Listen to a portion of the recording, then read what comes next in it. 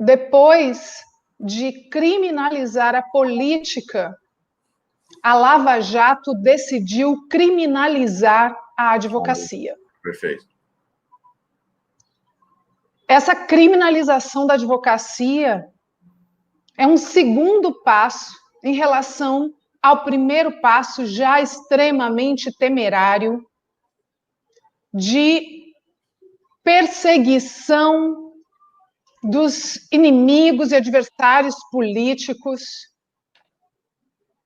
através de um sistema de entrelaçamento de poderes, porque a Lava Jato foi um sistema corrupto de entrelaçamento de poderes, em que as normas jurídicas foram frontalmente violadas, de forma sistemática.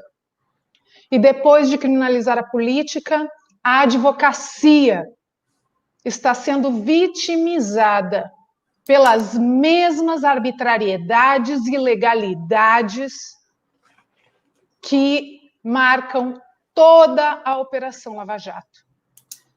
E, por outro lado, Mauro, não me causa nenhum espanto que o segundo alvo a ser alvejado seja justamente a advocacia.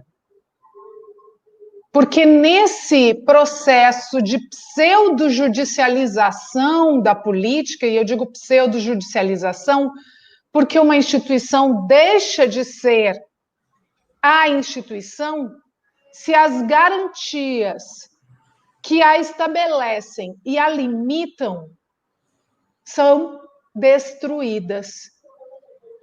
O judiciário não é o judiciário se ele não é pautado pelos limites da lei. Aí ele passa a ser somente uma fachada. É como uma parede em que todo o prédio ruiu. Então, ali não há nada, só a fachada. E não me assusta que a advocacia seja agora alvejada. Porque foi o trabalho excelente dos advogados que conseguiu desmontar o discurso lavajatista.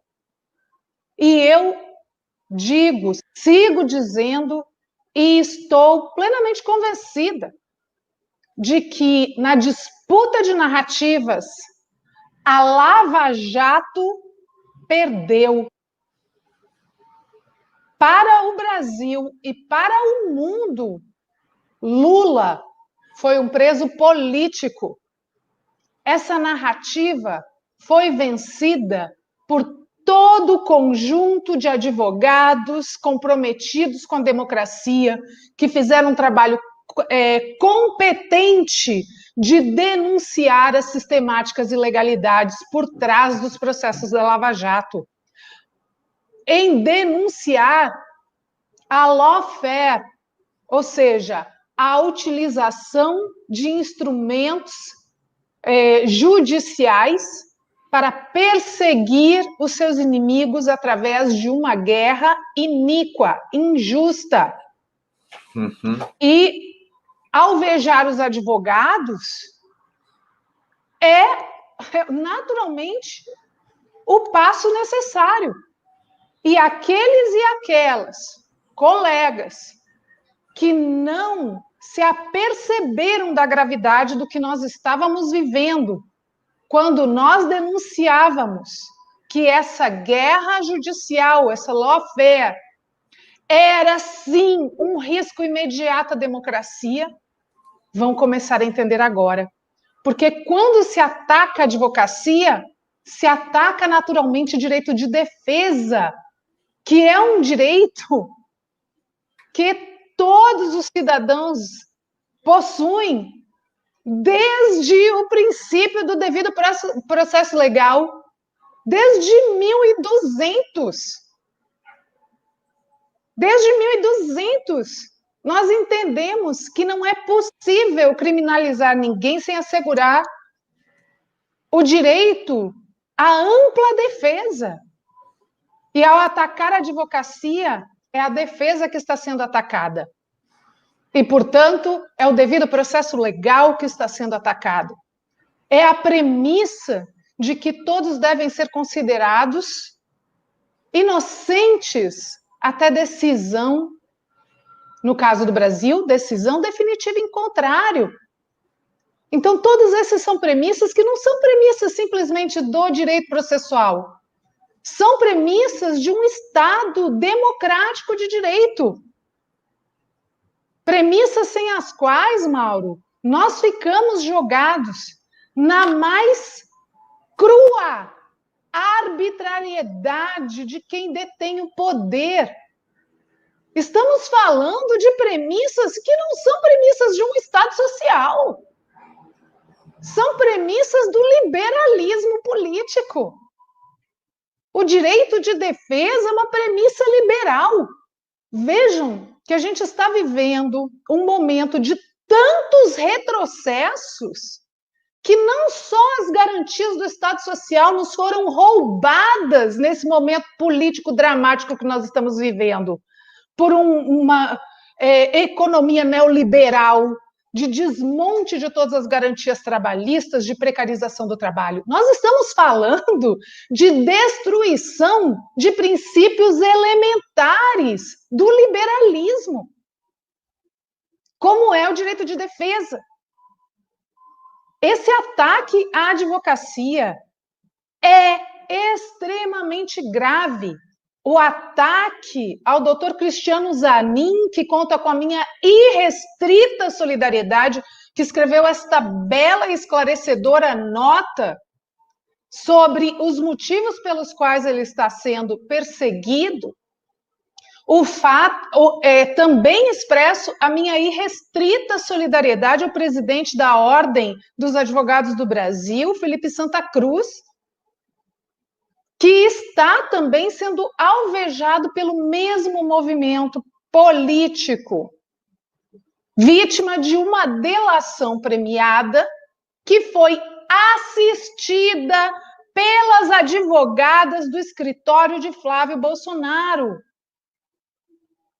Vou repetir, a delação premiada, a colaboração premiada de Orlando Diniz, ex-presidente da FEComércio do Rio, foi uma delação assistida pelas advogadas de Flávio Bolsonaro.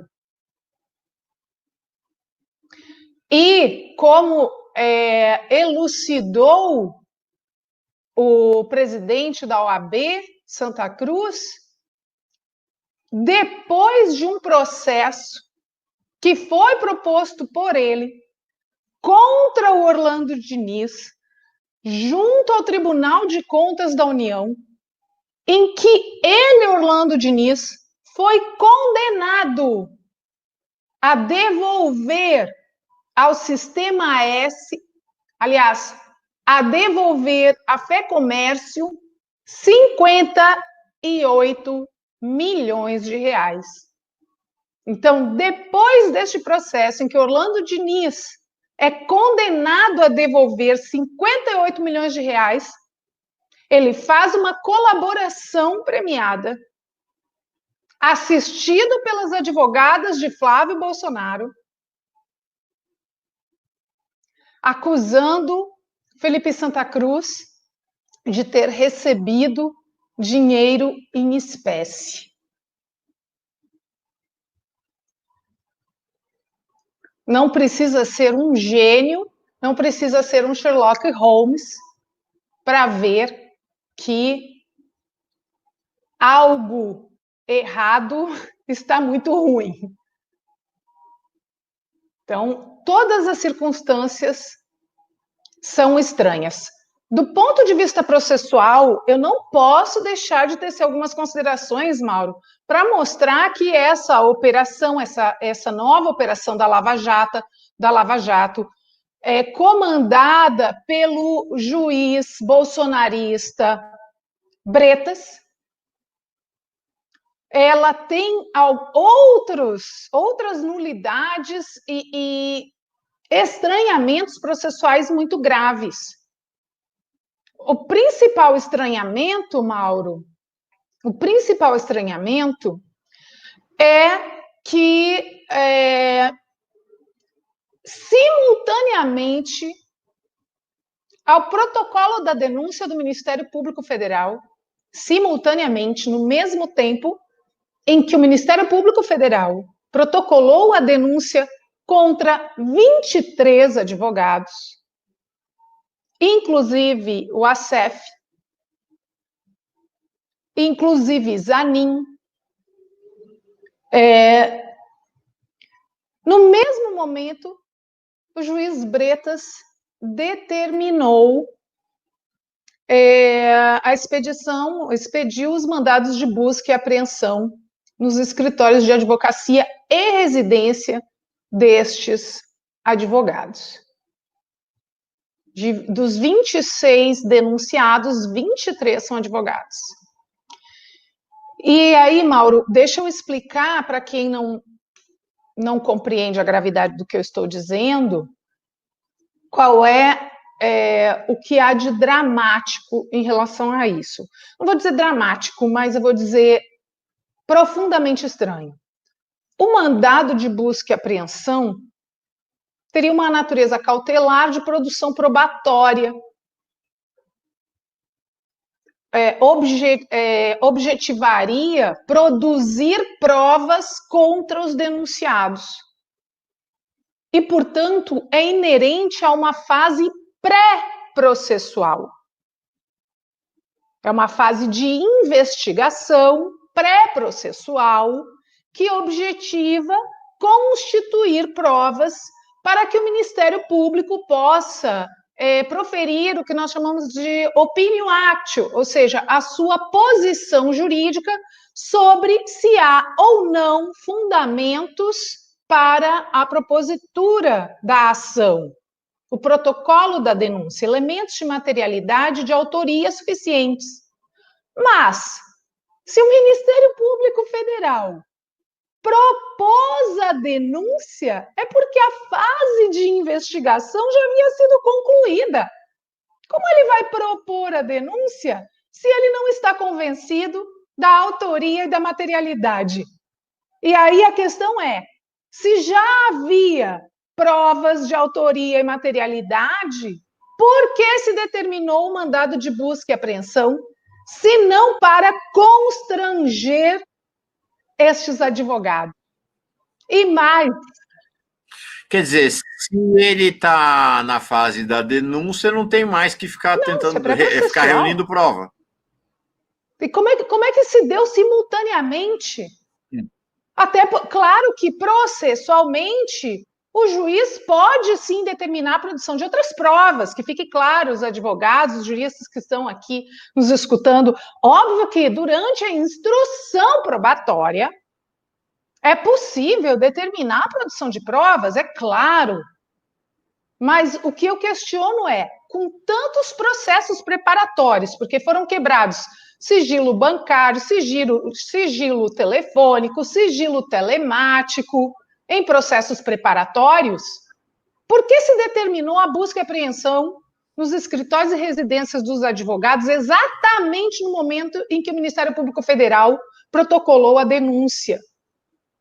Porque ou as provas são constituídas na fase pré-processual a fim de instruir a denúncia, ou elas são produzidas na fase processual a fim de instruir o processo. E a expedição dos mandados de busca e apreensão não se deram nem em uma fase nem na outra, eles se deram simultaneamente à apresentação da denúncia. Isso é absurdo. E mais, se há denúncia de tráfico de influência, quem foram os influenciados que a denúncia não aponta?